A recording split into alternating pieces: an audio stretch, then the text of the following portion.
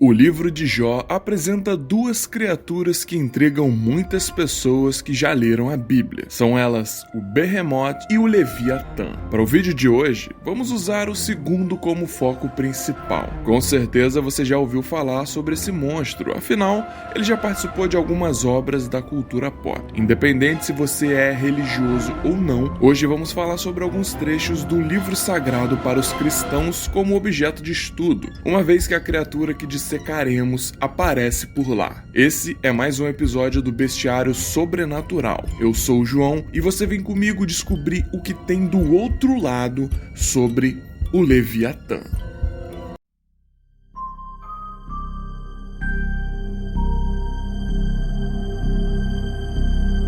Antes de entrarmos de vez no nosso assunto, peço para você que, se for sua primeira vez, assista o vídeo até o final e, se você curtir, cogite se inscrever, para assim poder receber os próximos conteúdos e também ver o que já saiu por aqui, beleza? Se você já é inscrito, aí eu peço para você deixar o like e comentar qualquer coisa que eu vou interagir com você. Não esquece também de ativar o sininho, porque assim dessa forma você vai ser avisado toda vez que um vídeo novo tiver saído. E aí você vai poder ver junto com a gente e não perder nada, beleza? Dito isso, vamos pro nosso assunto. O Leviatã é descrito como um monstro marinho gigante, um peixe feroz que é citado em Tanakh, ou no Antigo Testamento. É uma criatura que, em alguns casos, pode ter uma interpretação mitológica ou simbólica, a depender do contexto em que a palavra é usada. Geralmente, ele é descrito tendo grandes proporções, e ele é bastante comum no imaginário dos navegantes europeus da Idade Média e nos tempos bíblicos, obviamente.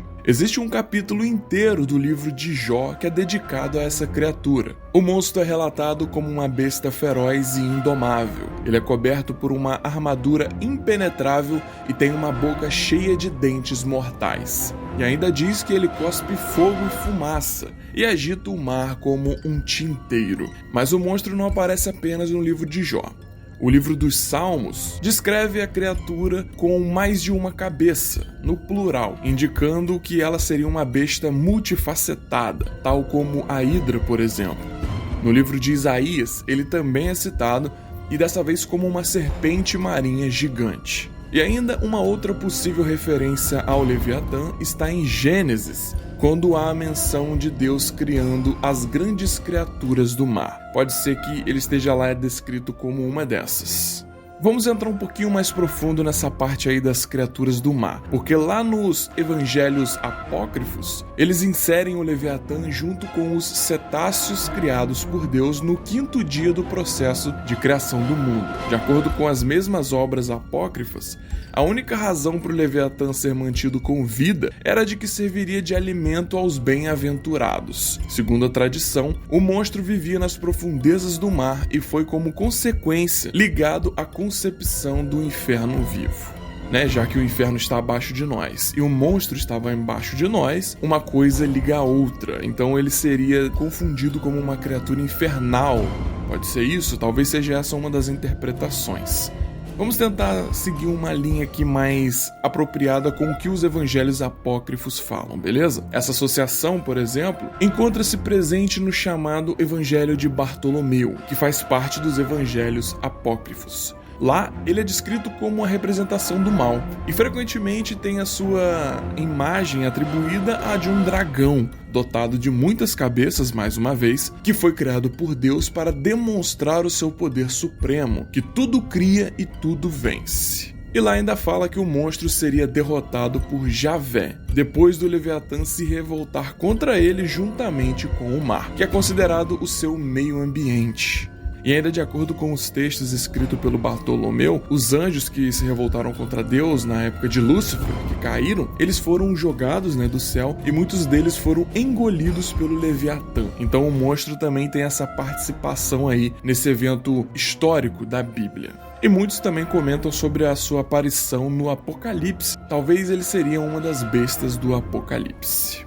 É comum você ver em muitos relatos o Leviatã ser descrito como um crocodilo também, mas alguns aspectos dessa criatura são difíceis de conciliar com o que seria um crocodilo, né? Como a gente já falou, né? Muitos textos falam sobre o seu tamanho colossal, sobre a possibilidade de ter mais de uma cabeça, ou seja, né? Um monstro marinho com várias cabeças e ainda cospe fogo não tá nem perto de se parecer com um crocodilo, mas é aquilo, dependendo da fonte que você lê, na própria Bíblia mesmo, dependendo da tradução que a Bíblia tiver, ele pode ter uma descrição diferente aqui e ali. A gente tá tentando montar um compilado aqui com o que a gente tem por aí, mas é óbvio que se você pesquisar você vai achar muito mais coisas e de diferentes formas também, beleza? Bom, e o Leviatã na cultura pop? O nome Leviatã, ele também diz respeito à obra do cientista político e jornalista Thomas Hobbes. Em seu livro, o Hobbes afirma que a guerra de todos contra todos, que caracteriza o então estado da natureza, só poderia ser superada por um governo central e autoritário. O governo central seria uma espécie de monstro, que ele simboliza como o Leviatã, que concentraria todo o seu poder em torno de si e ordenando todas as decisões da sociedade. Vocês sabiam dessa? Então, existe um livro todo sociopolítico que leva esse nome, e essa obra é muito famosa, tanto que se você pesquisar pelo nome Leviatã no Google, é uma das primeiras coisas que vai aparecer. Mas é claro que não é só isso, e um outro exemplo bem de fácil acesso é na série Supernatural, dos irmãos Winchester. Lá, eles são poderosos seres do purgatório, local para onde todas as criaturas sobrenaturais vão quando morrem. Na série, o anjo Castiel, ele abre um portal para o purgatório para obter as almas existentes no mesmo, com a intenção de absorver elas e se tornar ainda mais forte para conseguir vencer Rafael na guerra ali que eles estavam travando dos anjos contra os anjos mesmo.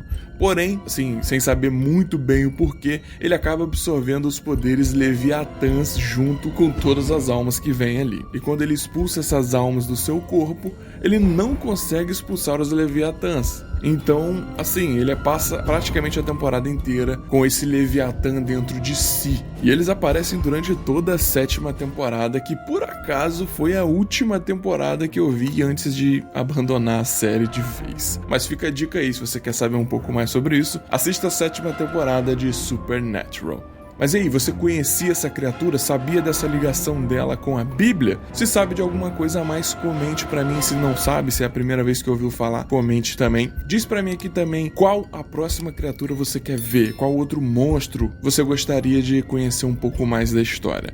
Eu agradeço muito a quem ficou até o final, o nosso vídeo tá terminando aqui, mas eu já te espero no próximo, valeu? Então muito obrigado, a gente se vê, uma boa semana pra você aí e cuidado, porque a gente nunca sabe o que se esconde do outro lado.